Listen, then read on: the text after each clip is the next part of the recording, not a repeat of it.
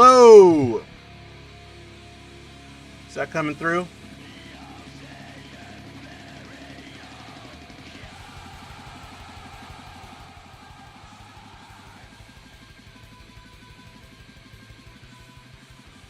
There we go.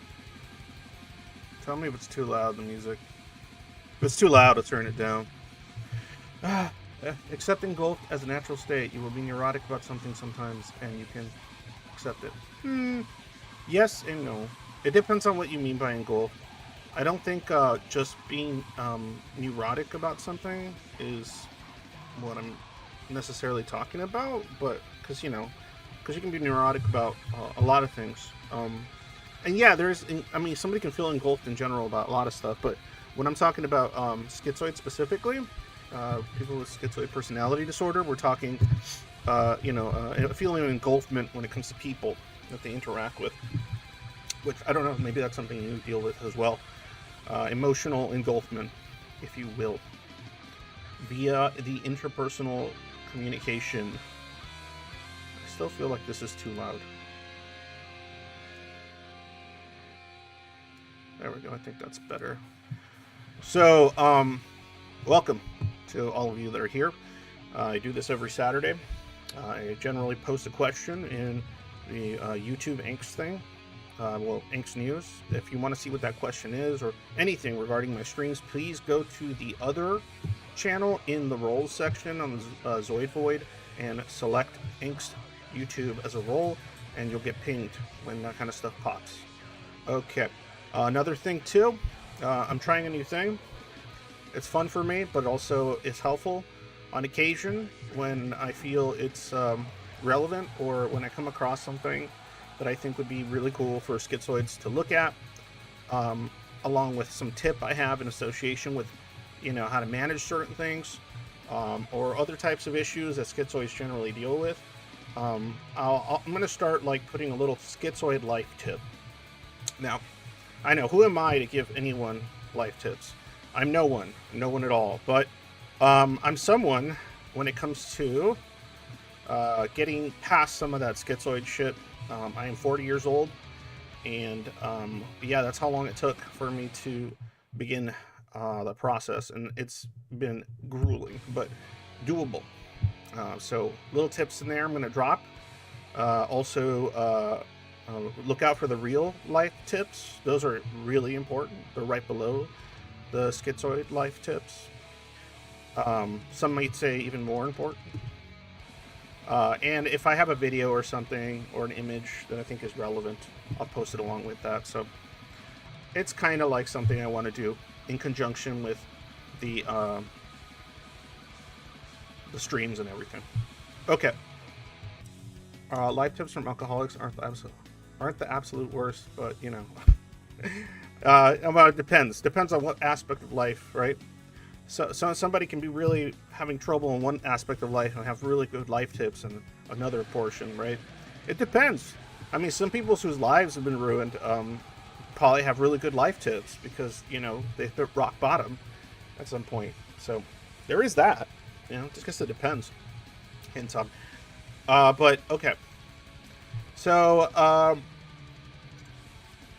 what I asked the schizoids at the Zoid Void is the following. This is the question I asked. Not very many people submitted anything. I was surprised, considering that this is something that's commonly spoken about among schizoids and on the server, or just in general, the feeling of engulfment that occurs.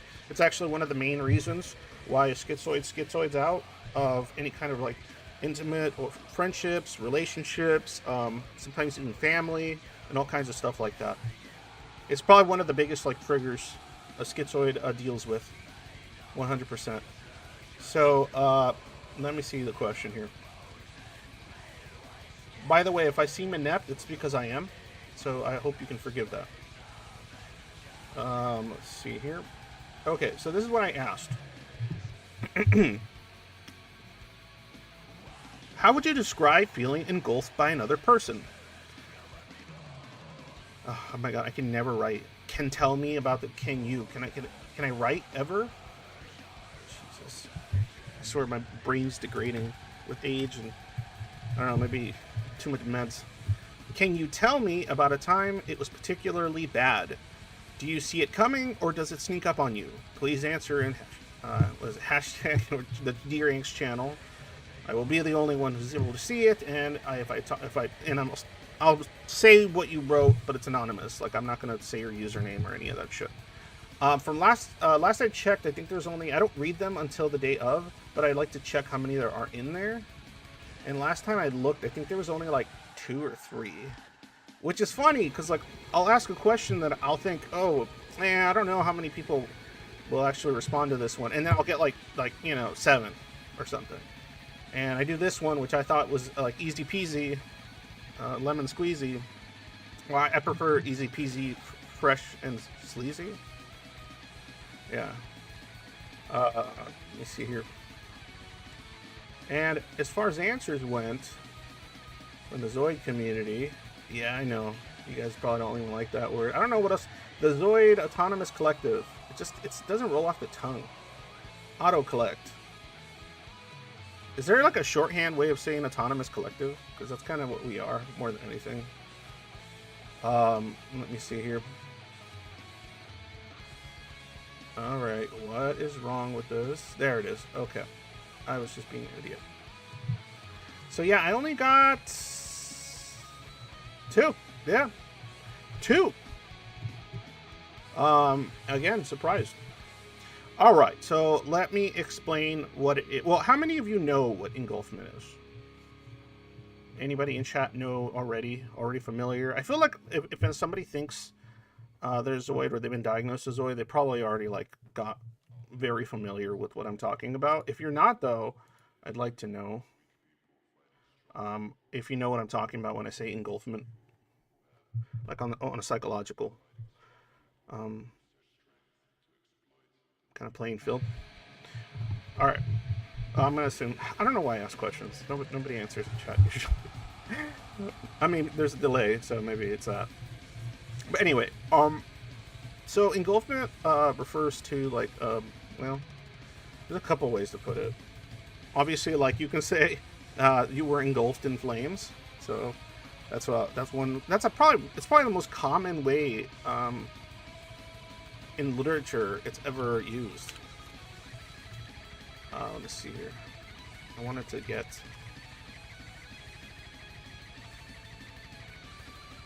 Yeah, here's the more official definition, so I can just read that and then go on. In a psychological context, engulf refers to feeling overwhelmed, dominated, or swallowed up by another person or relationship, leading to a loss of self or a fear of losing oneself. Okay? That is what engulfment, that's the kind of engulfment I'm talking about. All right? So, I'll explain how it feels for me, or how it's felt, and then we'll just go from there. Engulfment might be a state like feeling a person's presence and needing to dash. Yeah, it's something like that. Yeah, it's a state of mind. It's not something you're permanently in, right? It's not something like you're just sitting alone and then you suddenly feel engulfed, unless you're thinking about somebody that's already put you in that position and is still continuing to do so. And then, yes, those feelings of engulfment might still occur even by yourself if you're having those thoughts. But usually it requires the situation to actually be present. So an example would be like, you know, in the past, like I'll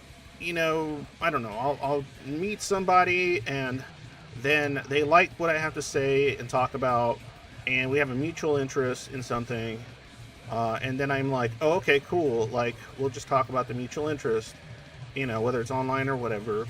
And then it's when they start getting like needing more from me. They start wanting to. They invite me into more things. They want me to take part in other stuff. They invite me to something like, say, their birthday party or you know, stuff like that. And like automatically I'm just like, no. This is what I didn't want any of this obligation, responsibility. Like I don't want to be like my life. I'm not looking for my life to be a part of your life. That's not what I like in that way. And so then it creates this kind of feeling of like loss of autonomy. I think that's like the best way to put it when it comes to engulfment and schizoids is the fear of losing one's autonomy, right? And that is a very terrifying feeling because obviously childhood trauma It doesn't need to be mentioned again, but it's this feeling that like other people are going to consume you in their own needs, their own quest for what it is you provide them, right? You start having this vision of people basically being, maybe selfish or self-absorbed or too needy. There's a lot of ways, a lot of schizoids will talk about it. I can't give them what they want, and so now I feel like I'm stuck around this person, so on and so forth. I can imagine like a situation like a family member would be particularly tough, right? Maybe if you grew up with a smothering mother or father, or something like that, then yeah, you can, or where privacy was like not the best growing up, things like that can cause those feelings to kick off. But essentially, it starts as this feeling of like, they this is a thing now, right? Like they're talking to me like I'm like their close friend. They're like trying to say certain words and do certain things, and your brain starts going like, what do they want? What are they gonna want from me? Because you don't really want anything from them, really, but they're gonna want something from you, right? And obviously, those things they want generally have a negative connotation in the old Zoid mind, and for a lot of reasons. But it kind of like the definition says, it feels like you're being drained. Right? It feels like somebody is taking pieces of you away and holding them hostage. Now, is that person intending on doing that? Absolutely not. Well, at least not in most cases. I can't speak for every situation. Shan Artisan. What I hate is that the person's presence tends to keep returning once they're in your head, even if you've already dashed. Huh. Can you explain that a little further? The person's presence tends to keep returning once they're in your head. Oh, do you mean like you have memories of them and they pop up? What's interesting is I've talked to Zoids that have like since worked on stuff and maybe made some improvements on this sort of thing, and I've had this experience where like I can recollect somebody that I might have started feeling that way about, like feeling engulfed, whether it was a friend or something like that, and then or somebody in my life around me, and then I would I look back on it now and I'm like, wow. Now that I think about it, that is not what was happening. Right? I could have just explained how I felt, maybe, even if the words would have been difficult. And I have a feeling this person would have been pretty reasonable. But I assumed they wouldn't be, because I assumed a lot about people. Arbitrary. Not to sidetrack, but how often do you think schizoid might be confused for avoidant personality disorder? All the time. All the time. That's part of the reason we vet on for the server. Is because, we get a lot of people that are like avoidant, anxious avoidant, or dismissive avoidant, and they start thinking maybe I'm schizoid, and some of the behaviors look similar, but it's definitely completely different. But again, it gets mixed up all the time, so much so that I'm actually trying to get a hold of this guy I've talked to before, and I want to do like a video thing or a talk on the difference between avoidant and schizoid. I know a lot of you probably already know, but it'd be nice to have like, somebody that's worked on that kind of research or done that kind of work to talk about it. I'm getting on that. But anyway, yeah, big difference. Arbitrary schizoid is probably the severe version of avoidant over years. I'd have to disagree with that one, Headsog. I think they're very, very different. I've heard that before, but the only reason I disagree is because a lot of the schizoids I talk to are in their like mid-20s, and they've been describing feeling like this since like their early 20s or teen years. When it comes to avoidant, it generally is more about like rejection sensitivity. It's a whole different thing. But anyway, that's just my thought on it. I have heard there was this really cool girl. She was she runs like an avoidant channel.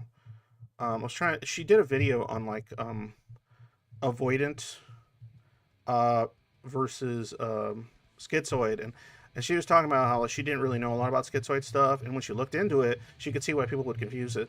But then, like, when she read like more about like the mechanisms of it and what's happening internally, then it was like, oh, this isn't the same thing at all. And then she did mention, I think, that there's avoidant people that said, oh, I was avoidant and then I turned schizoid. I can't remember the name. I'm so bad. Let me see. Well, hold on.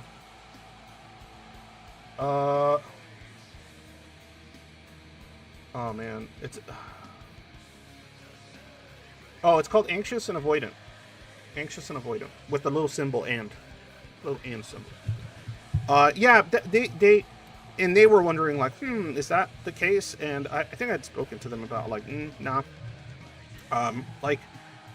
You don't go from like severe social anxiety / rejection sensitivity, like, being afraid of what people are thinking about you negatively, or if you're being positively seen enough in the environment and assuming that negative things are being thought, or not wanting to put yourself in a position in which negative things are possible, where rejection is possible. If it comes back to you, I did. I think I said it was anxious, symbol, and avoidant. But yeah. So yeah, big old fat difference with those, with that situation. Huge, massive. Okay, so I'm trying to think of like more specific examples. Like my mother, she would make me feel pretty engulfed as a kid and as a teen, because she was really like, she, by all conventional all conventional definitions, my mom was like a really sweet mother, I would say. I think maybe a different kid would have had a much better time, but for me it was tough because she was very huggy, very like asking a lot of questions about how I felt and what I was doing, and also made a lot of assumptions about my behaviors, my negative behaviors that I was concerned about, and she would just kind of, or my negative concerns, and then she would kind of like not want to think about it, not want to, like, it's just, no, you're fine, you're fine. Like I would say something scary, she's like, oh, you're so crazy.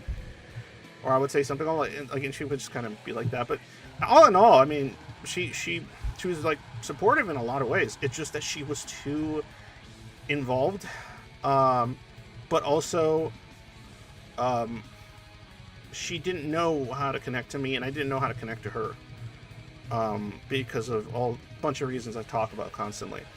And yeah, so it just kind of led to me always having a sort of feeling of like, oh, here she comes. She's going to ask me about my day. She's going to ask me about this. She's going to ask me about that. And I don't know how to answer these questions because, like, it's not good. And if I tell her something that's not good, then she's going to, like, get all worried. And then if she gets all worried, she's going to be, like, on me even more. And that's not what I'm looking for. That's not what I need. Blah, blah, blah. And so on and so forth. That was more teenage years. That's how I would think about it, my teenage years. Before that, it was just more like I just wanted to be alone. If you asked my mother what I was doing in my most of my years as a kid, I'm 40 now, so it was like, the 90s and stuff. I was just like playing video games or reading books by myself in a room, not playing outside with the other kids. And she would make me go play outside with the other kids because she thought that was good for me, and in many cases that would be good for you. But that actually caused me to like feel like I just kept being told that I have to do all these things that are good for me that ultimately caused me harm. No. See, that's the thing. My mom has her issues. She was a kind person, but she was, like I said, like if there was something wrong with me and it made her too uncomfortable, she was just gonna go into like cognitive dissonance mode. I think that's the best way to put it.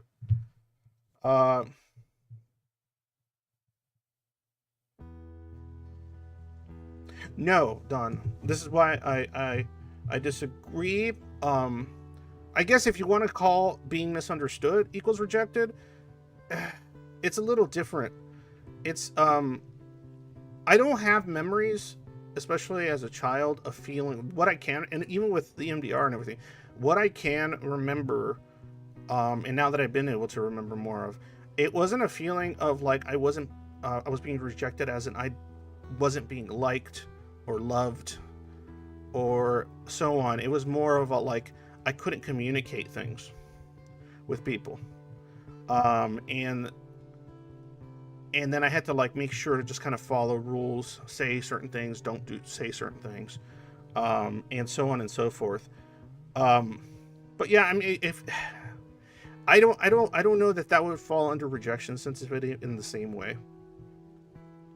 I don't think somebody that is avoidant just like over time becomes schizoid for a lot of reasons. I mean, it'll take me. I mean, we can get into it maybe. Ever wonder what it would be like if just a parent as introspective as you? See, well, that could have been. Depends. Because my take on the whole schizoid thing is really radical in certain ways. I'm 18, heavily relate to the schizoid personality disorder, social trouble accessing emotions, cutting people off. I don't feel much anxiety because I can't reach it. See, that's another thing too that's very different between like most avoidance and schizoids. They're not usually as disassociated from just their emotional range. Avoidant people aren't usually people that are walking around like saying their feelings, are generally like kind of stunted and blunt, and they just don't feel much, and they don't get much pleasure out of things, or things of that nature. That's not usually the conversation you hear. But I was diagnosed with emerging cluster A traits. They were not capable of officially diagnosing me due to my age and time. Yeah, that's why I always think it's a little sussy when somebody's like, "Oh, I'm 17 and they diagnosed me schizoid." I'm like, doubt. Because yeah, something like schizoid personality disorder doesn't really get diagnosed until after your 20s, usually like mid 20s, maybe early 20s. They'll be willing to diagnose, because if somebody's that young and they're exhibiting these behaviors, they're going to like first chalk it up to like some kind of depression, condition related to depression. Can you be avoidant and schizoid? I don't think so. That's my take. No. That's me. That's my opinion. I'm not saying I just don't think so. Just because of the fundamental differences. Well, then there you go. But then again, remember, there have been, and I'm not saying that's you, but a lot of avoidance. People that are schizoid might have gotten like an avoidant category, because there's that avoidant and dismissive depending on the person who gave it to. Why though?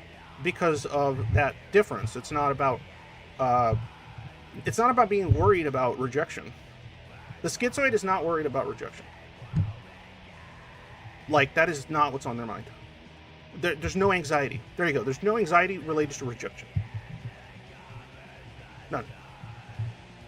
Now, the problems with being perceived as a rejected person, those can cause anxieties. In other words, the actual practical problems it causes, like people getting your business, people getting more involved, people getting concerned and asking too many questions, being noticed too much, standing out too much, and then people wanting to know you. And, obviously that hasn't worked out for you for most of your life. I refuse to be diagnosed with anything. Well, that's a choice. Why though? None though. Why though? Because it would be too much of a conflict. Like, is it normal to feel no aversion to rejection? No. I mean, there's a difference between you're confident or something, and you're not like afraid of rejection from strangers. But if, like, say you get rejected by someone, I don't know, that you've known longer, like they say, "Oh, I don't want to see you anymore. I don't want to hang out anymore." Most schizoids are just going to be like, "Okay, I guess that's over." And it won't be like cope. It'll just be like they'll be done, and then they'll just be like, okay, well, it's what happens. Go next. and that's pretty much it. Or they bail because they've either been putting up a mask for a long time that they got tired of having to use, or that person usually has like they develop some kind of closeness to you that you cannot return. You don't care about losing relationships? I'll tell you right now, avoidants care about losing relationships they're in. That, or they leave relationships because of all the negative self-perceptions, like all the bad object, all the internal bad objects, especially the anxious kind. Yeah, absolutely. Rejections do have drawbacks. Yeah, that's the thing. Like, that's why a lot of schizoids that do mask is because they have to be like tolerable to be around by others. Because otherwise, like, how are you going to hold down a job? Other people are just going to cause you like more problems and ask more questions. Because, like, if you have a group of people in your life and they're like, "Hey, come to the party thing," you can only make excuses so many times before they start like going like, "Oh, what's going on? How come you never go? Oh, blah blah blah blah," and then you don't really have answers for them. And because you know a lot of the answers you have either don't make sense to them, or even you can't make sense of it. Too great, or you know it's going to hurt their feelings. And most schizoids are pretty like conscious. They're pretty conscientious about like other people's feelings. Maybe not online, but around them. So yeah, they'll be like, oh, well, I don't want to cause damage. Because why? And so then they'll put themselves in certain pickles. I've done it myself, right? But and I talked about that last stream, about how like schizoids get pulled into relationships or into underdogs, finding underdogs in their life, and then becoming interested in them. Usually other people that are outsiders or things like that, but for different reasons. And so then those people get attached to you, and you can't return it, and then you're like, uh-oh, that's not good. For a toddler, any misattunement and rejection and abandonment much depends on consistency and severity of the misattunement, especially. Yeah, misattunement, I would say, yeah, sure. Misattunement's like a word that I would say is more apt. Emotional attunement or misattunement, yeah, for sure. In the sense that like there isn't like an active rejection usually of the child or neglect. It's more of like something that's just occurring internally for the kid because of the way they think, the way they feel, what they speak of, their sensitivities. That's why I constantly talk about why schizoids are neurodivergent, in the sense that I think that most schizoids, not all, on my take, are either kind of on the autism side of things. You know, they got some ADHD a lot of the time, and then they're on my side of the tracks, which is, I came up with a word for, because I don't like schizospectrum because it implies like schizophrenia and schizotypal and schizophreniform and schizoaffective, and I'm not talking about positive symptoms. So I was like talking with somebody, I'm like, what's a phrase, and what was it that we'd come up with that was pretty good, or I had said something regarding that side of things, where it's just the realm of the abstract thought being intuitive. I think one thing they said was microsocial. Oh my god. Oh yeah, macro and microsociative. I thought that was interesting how they put it. Macrosociative, meaning the, I guess what would be like considered more referential, loose associative thinking kind of stuff. That would be macrosociative, I guess. This is just a made up word. We were just trying to come up with something. And microsociative would be more like the autist, which focus on the concrete, the abstract system, the things that are in the present, in front of them, sensory especially type stuff. And that's where they're intuitive. That's where they find comfort.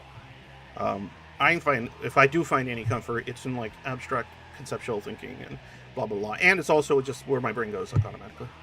I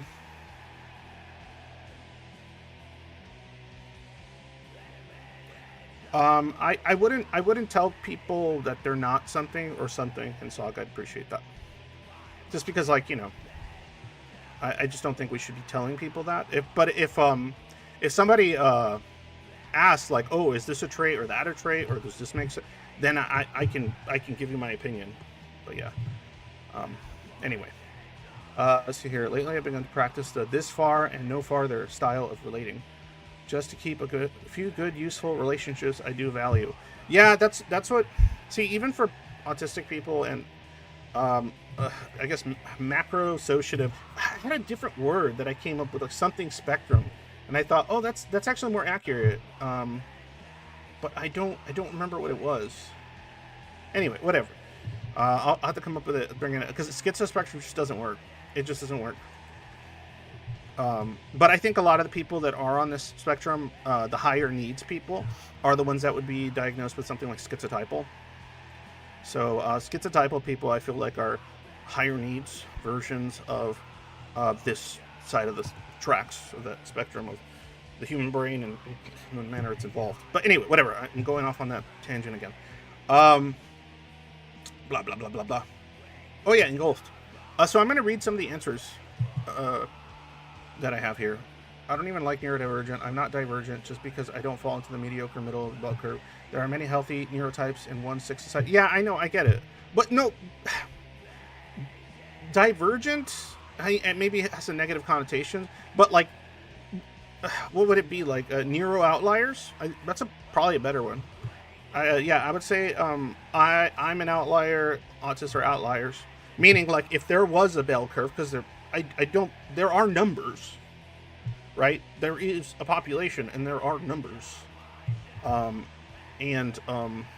there are significant differences in the way they intuitively interact with the environment.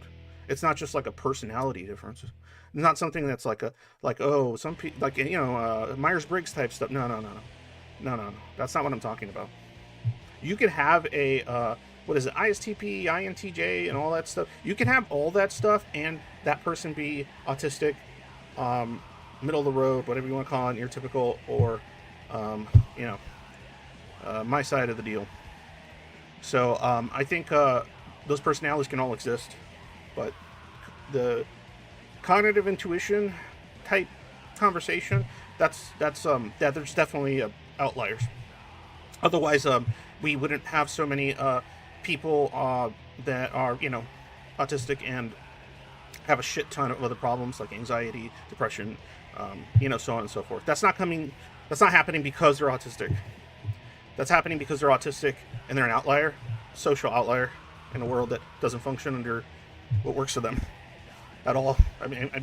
I was always an anxious kid, fucking anxious shit, because it's just like the world didn't make sense, and I couldn't talk to anybody about how I was seeing the world. And no, I'm not autistic, but I'm on whatever. I don't even. I just say schizospectrum for now, but I'm trying to come up with a better phrase because it has too many other connotations. Because then somebody's just going to think, oh, you mean you have a schizophrenia related issue. I'm like, no, that's not what I'm talking about. Anyway, let me read what people answered. I only have 2, so I'll go over them and see what is up. Okay, here we go. Submission 1. And remember, there's only 2. If you want to submit something, you're welcome to, but a little late now. But whenever I post a question, please do so on there. I really appreciate it. Trust me, I'll take anything. I just want different opinions, different experiences, different lived experiences and stuff, and to learn more about them. Here we go. Dear Angst, I am interpreting Engulfed as feeling completely drained by a person and having to maintain your relationship with them constantly. That's about right. This might not be the most elegant simile, but I sort of feel like the author in Misery. Someone has become completely attached to and dependent on a character I created once for fun, but it's become such an important part of this person's life, I am held against my will to write new stories of this character every day. I feel used, lonely, and fuzzy-headed. I feel like I'm being eaten alive. I usually see it coming. I don't know why I never stop it ahead of time.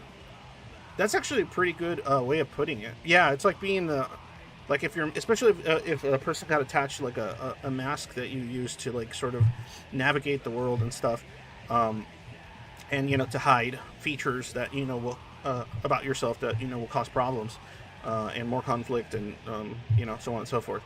But yeah, being like forced to continue to write a certain character Anytime that person shows up, it's like, oh, this is what I'm supposed to say and do. This is how I'm supposed to be, like, to make sure that things run smoothly, right? And you might have some positive things that you like about that person, but it gets kind of overshadowed oftentimes by, like, that feeling of just like, oh. Like for the Schizoid, from as far as back as they can probably remember, the piece of advice, just be yourself, is yeah, that would have been horse shit. It maybe now it's a little easier because there's, like, more, the internet makes things like that a lot easier. But yeah, pre-internet especially, yeah, you couldn't be yourself if you were like me. Or, like, try being yourself in the 90s as, like, an autist. Yeah, that's not gonna work. So that's why a lot of people that aren't schizoid but just autistic mask. Tons of them, they mask, like, for that very reason. Anyway. Next one.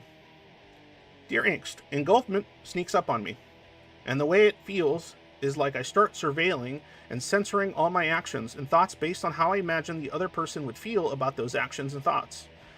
Although I know I'm doing it to myself, it feels like I'm being invaded telepathically. I start adopting their values and tastes, and I can't tell what I really think about things or what I really enjoy until I'm isolated from that person for an extended period. If the engulfment is strong enough, it can affect me even from a distance and even without direct contact. Example, when I broke no contact with my mother, the original source of the engulfment in my life, I suddenly started changing myself to match who she wanted me to be, even though we weren't actively talking. Just the knowledge that she could be back in my life was enough to trigger it. With most people, though, I need to be actively engaged in conversation or sharing physical space with them for it to happen. The more time we spend together, the more vulnerable I am with them, the more I'm engulfed, and it's gradual. That reminds me of something that used to happen to me all the time. And other people outside the circle of communication that I'm having with that particular person would, like, mention it to me. So I for years I did retail. I was good at sales, this management stuff, whatever. But, so the masking had to be like chef's kiss, right? But I always saw it as a game, especially in sales. So I'd be like, oh, I gotta just entertain this person and make them feel, like, kind of good, and then I sell something, so they get something out of it, and I get money, and I need that to pay for things. And so I would, like, I would essentially play all these characters, depending on the customer that was in front of me. And because, like, I wanted to have a mutually beneficial interaction. I was never, like, a pushy salesman, never. But I was always the type of salesman that'd be like, hey, I'm gonna figure out what you're about, and I'm gonna see what of the things I'm selling is the most relevant to you. But I would also change some of my behavior automatically. It wasn't something that I was, like, thinking about actively. I wasn't going like, I better put on this mask, It was more of just like an immediate adaptation to whatever they were like. And sometimes my tonality, my hand gestures, a lot of other things started mimicking theirs slightly. And that got people to, like, really like me, right? Because I guess I was, like, reflecting them or something. And I guess people like themselves.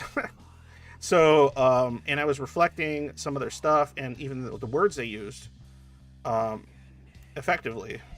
And then somebody else, like a coworker, would see me do this, and they would go up to me and they're like, wow, you really laid it on thick there, huh? Trying to, like, get them to buy this thing. And then I'm like, yeah. Because, like, I knew that's not what happened, and it would freak me out because I'm like, oh no, they saw the thing that I do to them too, but they saw me do it to someone else and they noticed, and so that would, like, weird me out. I'd be like, yeah, oh yeah, sale, you gotta make those sales. Meanwhile, like internally, I'm like, oh fuck, I did it again. Fucking did the thing where like I just start monkey see, monkey do. What the fuck? Like there's been so many interactions in my life where I've I've I've gotten into like even like something as stupid as like getting into an Uber. I'll get into an Uber, right? That's why usually I'll put on like headphones and then just like just pretend like I don't hear shit. Look out the window and put on headphones. But the times when I didn't have headphones, I would be sitting there and the person would start talking to me, and like my brain just kind of goes like, oh, there's people talking. Oh, it's talking time. It's talking time. And then like they would bring up something, and then I would somehow know something trivial or some kind of thing connected to what they're talking about, or they're wanting to mention or discuss, and then I would start being funny. I would start making funny jokes, making the person laugh, and then they would laugh, and they would like I would get out of the car, and they would say like, "Wow, you're a pretty cool guy. You're a funny guy," and I'm like, "Ah, yeah, all right," and then I would leave. Then immediately after that, I was like disgusted with myself. I'd just be like, oh, God, why? Like literally, that's how it felt. It was just like, what do you do? Stop. What are you doing? You don't care. What are you doing? Because I knew I did it, and it's like I go into a weird autopilot when I'm asking. That's how I've heard it described by other people too.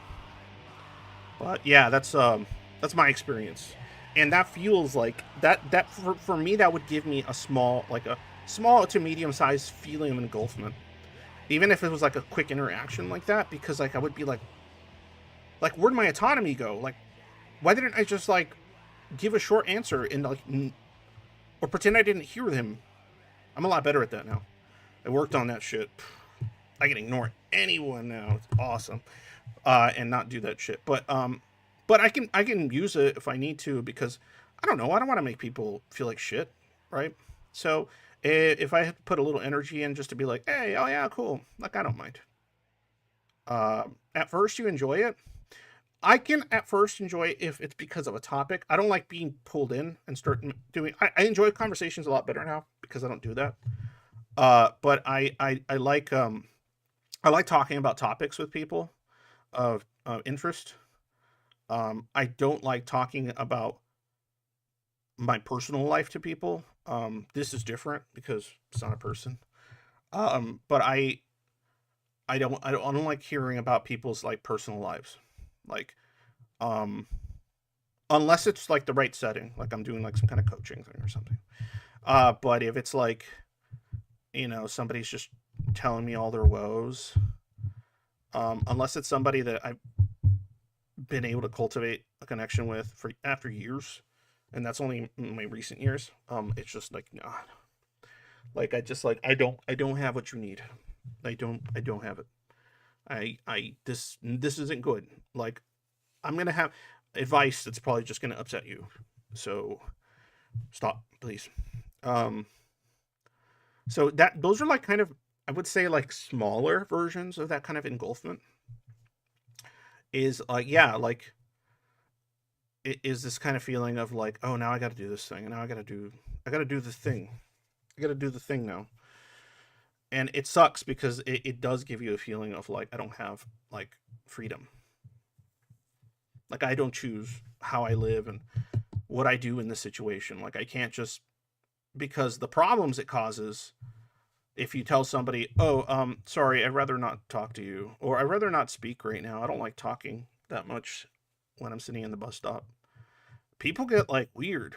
Like they take it personally, which I guess is pretty normal. I guess that's like really normal. So it makes sense. But that's like what you want to say, right? You want to say, "Oh, no, thank you." You don't want to be a dick, right? You're just like, "No, no, thanks. Don't really want to talk." And it's like it literally isn't anything personal, but the risk that that person's going to get offended or bothered or start asking follow-up questions, uh that is worse. That's a lot worse than if you just like mask. I often get sandwiched between anxiety making me feel high energy and internally wanting to shut up and relax so I can breathe and think. I might always me fighting and I hate it. Are we always fighting? Who's fighting? Dawn is great. You should be in early. What? No, we're not fighting. I don't think anybody's fighting, Hensog. I think you're good. No one's fighting with you. Let me see here. Kind of don't want to talk for 1.3 years. 1.3 years specifically. Not how we have the last 6 months. Oh yeah. Yeah, that's a thing. Yeah, like it's tough. It's tough. Oh, we need more music. What the hell am I doing here? No, not doom metal. I don't want doom metal. I mean, I love doom metal too, but it's not what I'm in the mood for. Oh, Engulfed's awesome. Let's play some of them. My experience. Yeah, so there are like microcosms of like that feeling of engulfment, and then there's the big shit, which is like when you get into like a closer relationship with somebody because you want to avoid the conflict and problems that comes with telling the other person that you're not interested in that kind of like back and forth with them. And so then you just kind of like cave or like give concessions without expressing your without setting boundaries. And then you end up in that fun situation where you just get engulfed every time you see them, and then eventually you ghost them. And then that ends up hurting them far more, I'm sure. So that, yeah. I mean, I would say conflict avoidance is absolutely a schizoid thing. Yeah, most schizoids avoid conflict. Real conflict that cause actual problems, or the possibility of that kind of conflict. Because they just don't want to. It's too much trouble. It's too much. It costs too much. It costs too much energy. It costs too much. It can cost money. It can cost material. It can cost sanity. It costs so much. So they'll avoid it and then later regret it over and over and over. That's one of those cycles schizoids really got to break out of. That's why they usually do that cycle, or they just like isolate completely. Or maybe they isolate completely IRL, but they do the cycle on the internet with people they meet. Become someone you're not to avoid conflict, my experience. Yeah, because like the thing is like I know there's an avoidant schizoid difference when it comes to like conflict avoidance. The avoidant is avoiding conflict because they want to remain agreeable to the person so that they don't get like pushed away, rejected, seen as a bad object by the other person because they already usually consider themselves one, and so on and so forth. The schizoid is avoiding conflict because of the actual like tangible problems that causes and how draining it is to try to like convince people that it's nothing personal, right? Try convincing anyone that something they're taking personally is not personal. Good luck. Bon voyage. And so a lot of the times, yeah, that conflict avoidance is more like focused on that. They might have had to do it with a parent for a really long time, most of their life, right? Like, oh, I got to tell mom this and I got to tell dad that, because if I tell them what I actually think, that's just going to cause problems and I hate it. So I'm just going to tell them whatever they want. I don't care. Just leave me alone so I can get back to doing whatever I was doing prior to them asking me to do something that I know is not actually an option, right? It's kind of like if like your mother's like, or you know, oh, give me a hug. Oh no, can you give me a hug? Like, you know what kind of problems it's going to cause when you're like, no, I don't feel like hugging anyone. I'm not really in a hugging place right now. Not vibing with a hug. Good luck. Good luck to that person not taking it that personally. Especially, like, the more someone becomes connected to you, the more personally they will take anything that you say that makes them feel bad about themselves, because they make a bunch of assumptions that they project on you. And I can't blame them, because we're the outliers here. right? In general, if somebody tells you, no, I'd rather not hug you, that is seen as something like negative toward the other person, right? Most people would take that negatively, and somebody that would say that would mean it in a negative way, meaning like, you specifically, I do not want to hug because either I don't like you or you make me uncomfortable or something, right? And then people take that personally. So the crapshoot of telling somebody just be honest. The crapshoot, it's gonna you decide in your mind. You're like, it's just easier. It's just easier. Just give them a fucking hug. It's easier, and then you just hate it, but just easier. Well, you know, why do schizoids become serial killers? Does it stimulate our minds? Schizoids don't become serial killers. That's goofy shit. That's goofy. That's goofy. Todd Grande bullshit. No, schizoids don't become serial killers. Yeah, this no. Let's see here. I just had my. Oh wait, I was missing.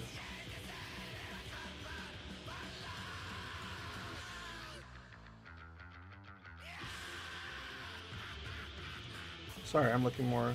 Yeah, I'm doing it to avoid losing more autonomy than I already have. Exactly. You got it. Arbitrary. On the money. Really good. Yes. Yes, because the amount of autonomy you lose is higher in your mind. When you're schizoid, the amount of autonomy you're losing to somebody by not just being agreeable or avoiding conflict is higher. Yeah, I know a schizoid, he is least likely to become an impulsive killer. Yeah, absolutely. No. Serial killers are psychopaths. Or sociopaths. Or whatever.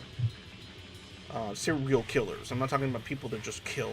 Like, any human's capable of killing. But, like, going out of your way to, like, specifically murder people because it gives you, like, some positive feeling to dominate somebody and murder them. Like, yeah, that's not real. The reason I think it's the opposite is because schizoids are so cognizant of and sensitive to the removing or the restriction of autonomy, even from other people, by them, or just other people in general. They're very sensitive to it because of how sensitive they are to regarding them.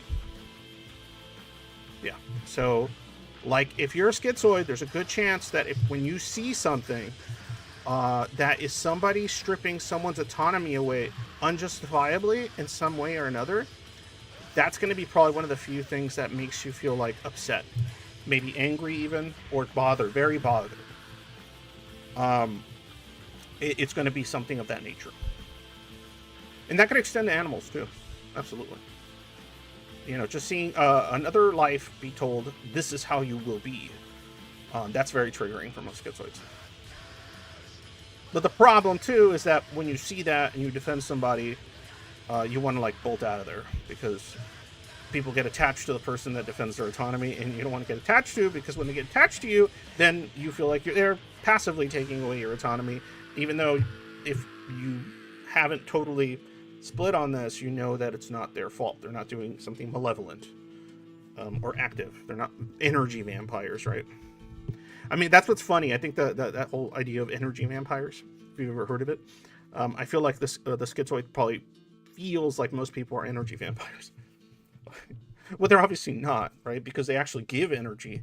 Like the things that give energy to someone that's not schizoid, socially, interpersonally, often take away energy from the schizoid. So then, yeah, there's no like the masking and the things you're providing them, they're getting some stuff out of it, but what they're trying to provide back, like relationship wise, it's a net negative most of the time. So here, God, Joe Mama, I just had my subconscious go on autopilot yesterday with parents reaching out with a massive text filled with emotional stuff, but then ending with something they wanted from me. Brain shut down and wouldn't let me text them back anything. Probably the best thing I could do done instead of talking with a brick wall. Honesty will ruin your life.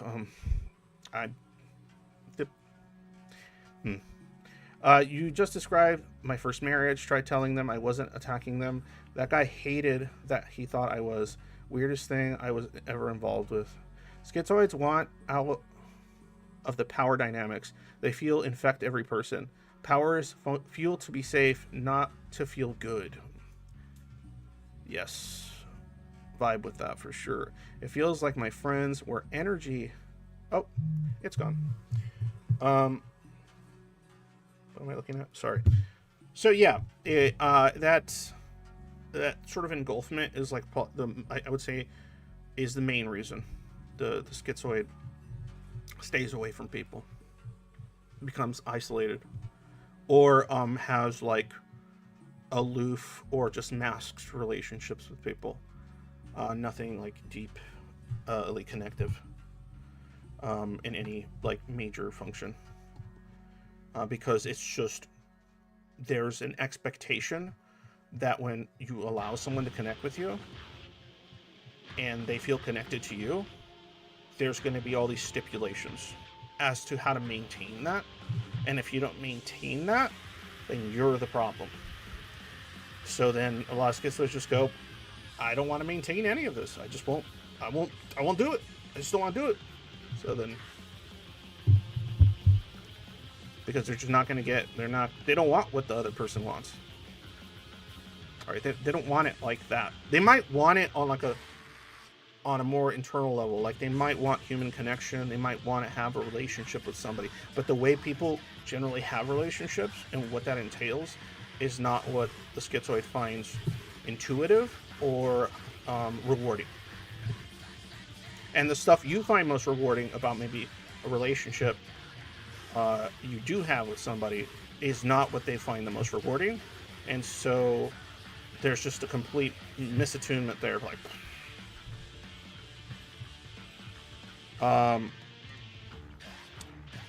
engulfment to me was the inability to understand connections as anything except the power dynamic, even if I logically knew otherwise. Didn't want to be anyone's master nor slave. Yeah. Yep. Schizoids do not want to be anyone's master or slave. That is a really good way to put it, because it's all about autonomy's related sensitivity. And it's funny because like engulfed literally means that on the psychological level, the feeling of being eaten, your autonomy being stripped away from you.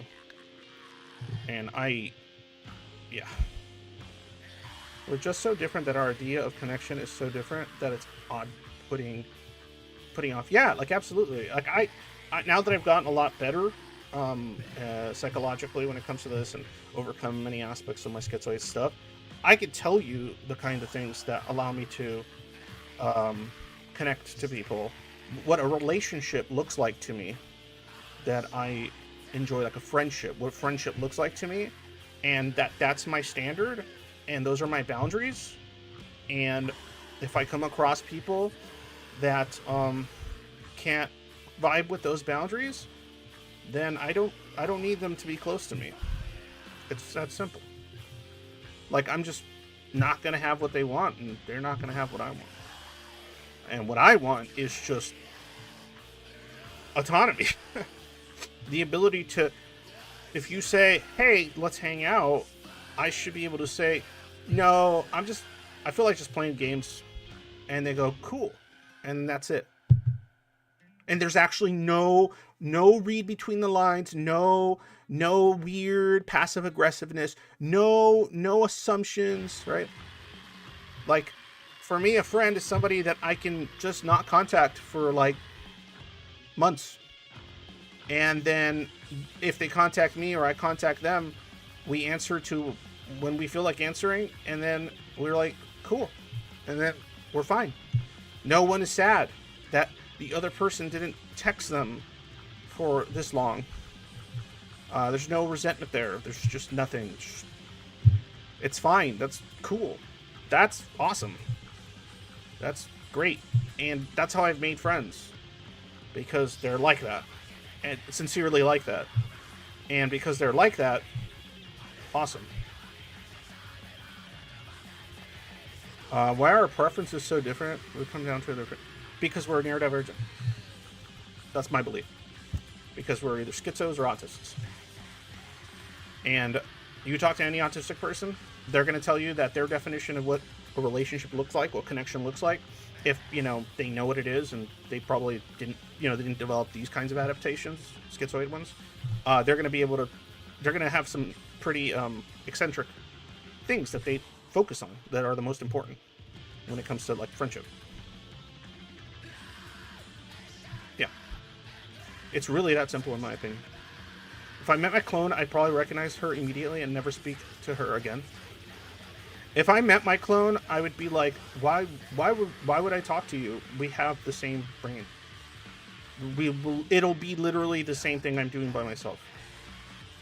Like if I met an exact duplicate of me, the only way I'd be interested is if like they had a completely different brain and different thinking. Then it might be interesting, because then I'd be like, I wonder what a different variation of me in an alternate dimension looks like. But if they were like an exact duplicate of me, I just don't see the point. It's like, okay, I talk to myself all the time anyway. Like, you would kiss your clone on the lips? Just fuck your clone? I'm gonna fuck myself hard. I mean, like, I guess that would just be like a more intense form of masturbation. I don't know. That's funny. I'm not gonna get into that, but that's funny. Just like full body masturbation. Goofy. But anyway, so yeah, even that, no thanks. Yeah, I don't find myself attractive in the least. Let me see here. What else? Oh, and that's not talking shit about any of those. What are they called? There's people that are, I think it's autosexual. Like, they're actually like physically attracted to their like reflection. Like, so they actually get like turned on by looking at themselves, seeing themselves, and it's not even like a narcissistic thing. It's just literally like they find themselves sexually attractive. Anyway, I don't know. I have an unhealthy appreciation for myself. No, think if your booty fucked yourself, you would be engulfed by sin. Not physically, though. That's funny. That's really funny. But yeah, I think, I think it's called autosexuals, those people. And they're like, I've seen people, there's people like that. They're like perfectly, like anybody else. They just have, like, it's not like they don't have traits about like, oh, I'm so great, I love myself. It's usually more like when I'm talking about that specifically, autosexual, it's just like literally like they want to have a mirror. They want to be like Patrick Bateman, looking in the mirror.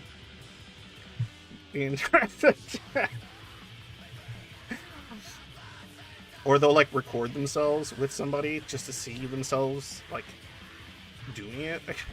I've read some stuff, and that's literally why because they want to see themselves reacting to it. I don't get it. Not my thing. Tell you what. No, we're not all narcissists. Don't start with the Vaknin shit. Fuck that guy. Fuck Sam Vaknin. I will say that. Fuck that guy. Fuck that guy. Vaknin would call us psychopaths. Yeah, Vaknin would call everyone whatever he is. Vaknin projects himself onto fucking everything. That's what he fucking does. It's fucking annoying as shit. Anyway, let's not get into that. So, yeah, that's it. Engulfment. I guess that sums it up. Nobody else said much else regarding it. Nope, no other submissions. Sometimes I would get last minute ones. What's wrong with Sam? It's a fucking dickhead. Well, it's more complicated than that. He has a lot of takes regarding the schizoid that basically focus on the idea of essentially nothing ever developing in here. And that's not true. That's bullshit. And on top of that, he's just like a really shitty person. I mean, I don't care how self-aware that he's a shitty person. He hasn't stopped being shitty. And I don't know. It's weird. It's weird to be like taking advice from somebody that you know, has a history of actively being malevolent toward people. That's just weird. It's like, okay, and being a con man and lying. Like, I don't understand, like, why anybody would think that's a great person to get advice from. Wow, they're making, yeah. Okay. Santa's fine. He would just describe all of this as psychopathology. Yeah, it's fucking boring. It's so fucking boring, dude. Oh my god. I don't want to get started on that guy. I really don't. And it's funny because like every psych I've spoken to that knows some stuff about Schizoid, and then if they knew about him, they're like, nah. And if they don't know about him, and then I go, oh, here, well, this is this is his channel. Check it out. Tell me what you think. 2 months later, they get back to me. They're like, yeah, I don't know about this guy. And I'm like, okay. Sam is annoying in the worst way possible. Guy would rather jerk off every possible trauma defense before ever be jailed and tormented by them. Yeah, no, it's fine. It just, I know that's probably a take that would piss off some Zoids, but yeah. Schizoid is so little of his work, though, Angst. Okay. But the work he has done regarding Schizoid is destructive. I think it's destructive. And because there's not that much stuff regarding Schizoids out there, they will find him. Because there's not that much out there. And he's a much bigger channel. So if you type in schizoid personality disorder, blah, blah, blah, you're going to get all the fucking stupid, like, DSM, and then you're going to get some Sam Vaknin. And that's going to be, like, one of their first, like, channels that they watch that talk about it.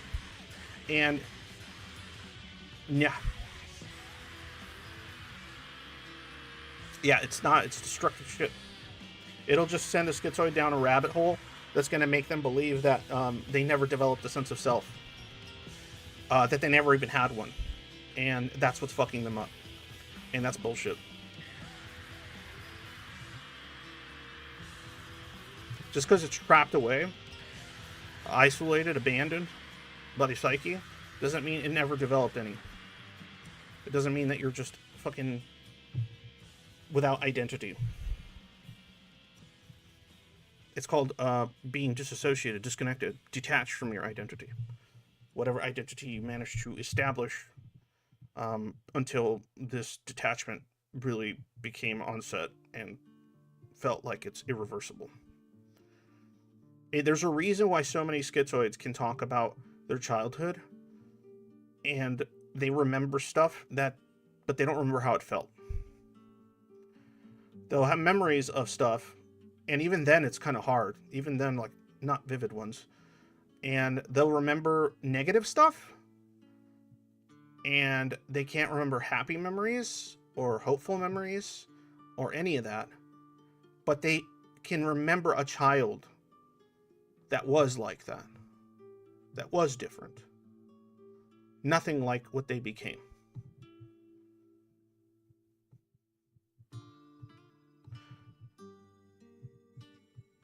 Well, of course not, because you get like pages and pages of fucking bullshit before you get anyone that's like actually doing an in-depth discussion on it of any kind. You're gonna get a lot of just, the usual. There's a lot of psychologists on YouTube that have a lot of people watching them, and a lot of what they do is just give you their take on what's already in the literature and.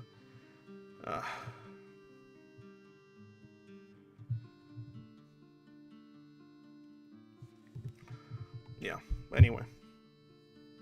But yeah, I think the reason I fucking hate him is because I've just come across too many schizoids that have told me like, oh, this and this and that and all this stuff, and I'm like, where did you hear that? And they're like, oh, do you know who Sam Vaknin is? I'm like, okay. Let's see here.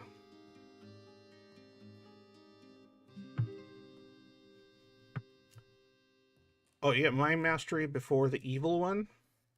Okay. Well, are you doing it on incognito? Because you might be. Now, Joanna, good shit. Joanna, definitely. Then I don't know how these Zoids are finding Backman so much. Again, maybe I'm wrong, but they're finding him, and it's not helping. Look at all. Because they could have gotten that same information, like the nuggets of like good stuff,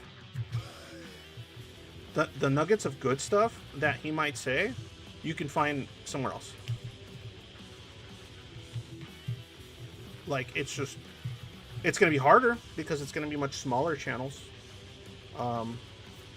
But yeah, all right, it's out there. It just takes some. Maybe you should just read the papers that are available. There's some pretty good ones where some of this stuff's discussed to some degree.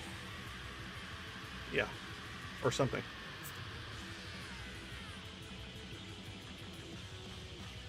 He's like the only one talking about it at length. Yeah. Like long form? Probably more often, yeah.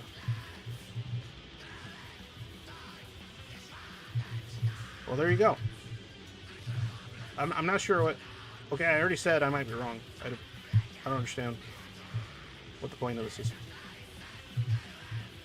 But nonetheless, right? Considering how little schizoid content there is and how much you have to skip through to find anything useful or seemingly useful, yeah. A fragmented, disowned identity is still an identity. It's just difficult to connect with. Vacnan helped delay my discovery of my Zoid identity by many months. There you go, Don. Thank you. Thank you, Don. Appreciate that comment. Oh my god, you're still going. I don't care. Okay. I don't care. I already said. Maybe I was wrong. Schizoid Vision and Mind Mastery come to mind for talking about it at length. Schizoid Vision often mentions a French YouTuber. That is neat, albeit less focused. Cool. Yeah, I love Vision's shit. I like Vision shit. Mind Mastery. I'm very cool with Joanna. X himself has plenty of VODs with direct experience. Yeah, well, that's every Saturday. Fucking every Tuesday. Ramble about some shit. Sometimes it's relevant, sometimes it's not. Depends on how I am that week or what's going on. Well, okay, stop glazing me up, Jen. Glazing me up, fucking Joe Mama glazing my ass up. Just kidding, I don't care. I love Schizoid Vision. Great focus on how via object. Oh yeah, dude, her object relationship is like great. If you want to look through that perspective, oh yeah, she's much more. I'm a rambler. She's like an avid reader that likes to do presentations. I ramble, and I get asked questions, and then I just answer on the fly to the best of my ability, which isn't very much. It's not very good sometimes. Self-deprecation is part of the fun, everyone.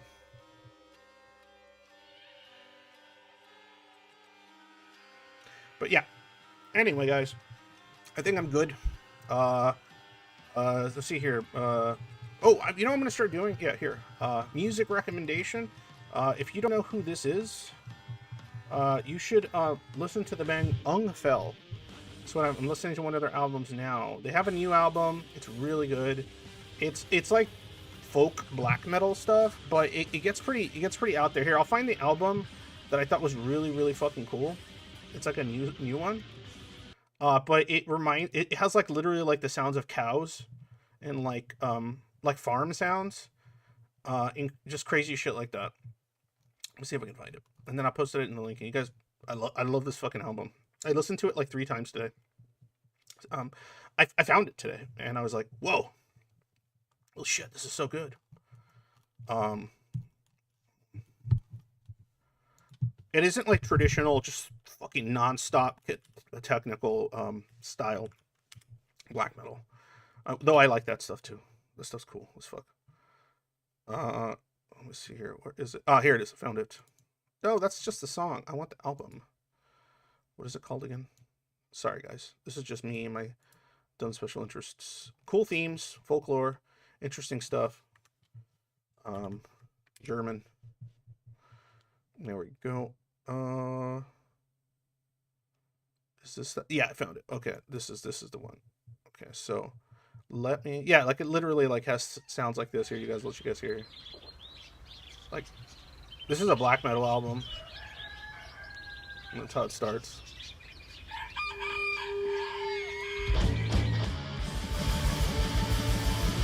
And then it'll have like some crazy ass tracks. And then the art too is really cool.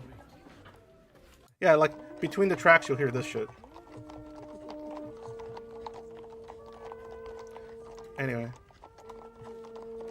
It's like folklore and history stuff. Cool ancient German folklore. Awesome. Awesome fucking band. Yeah, this is a black metal album. Just hearing like ambient sounds, and then it kicks in.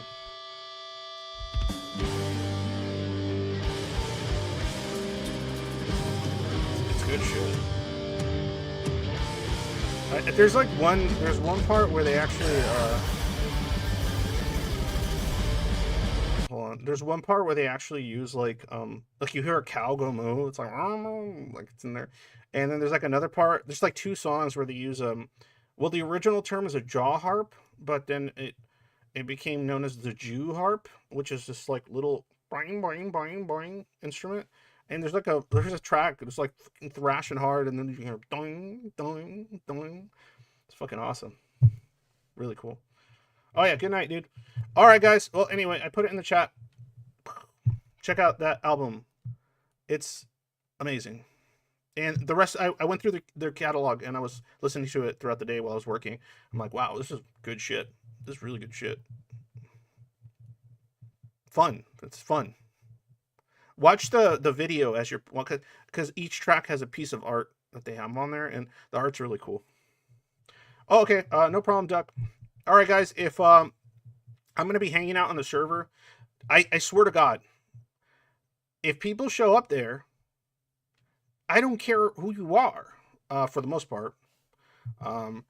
But yeah, if you have an issue, you want to talk about some schizoid shit, and you see me on there, go ahead and jump on. I could probably talk about it for a bit until I get tired or something.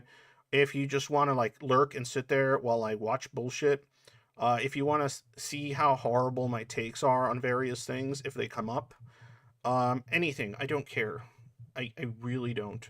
But I do find engagement of some kind, like feedback, interesting, because I like conversation about topics and ideas. That's fun. Or nerdy shit. I don't care. Who is Hinsog? You are Hinsog. Hinsog. All right, if you like the channel, if you like the stream or whatever, if you want to buy me a beer, if you want to buy me some ibuprofen for my headaches, if you want to help me, I don't know, buy a carton of eggs, ha ha ha. Go ahead and please support me on Patreon. Please support me on PayPal, and so on and so forth. Or if you don't like that, you can pay into the server, and that's like a thing too, and that helps. It's like the same shit. I don't offer anything because for years I asked Schizoids, what do you want me to do on my Patreon? All of them just nothing. Nothing. They don't care. Just nothing. And I'm like, okay. Well, there you go. And so I kind of give up on that. So, but if you want to help, that's great. There's coffee too. I'm on coffee. If you don't like them, like how Patreon takes some of the money away or whatever, like, you know, like a small percentage each time. If you're like, nah, fuck that, then you can go coffee.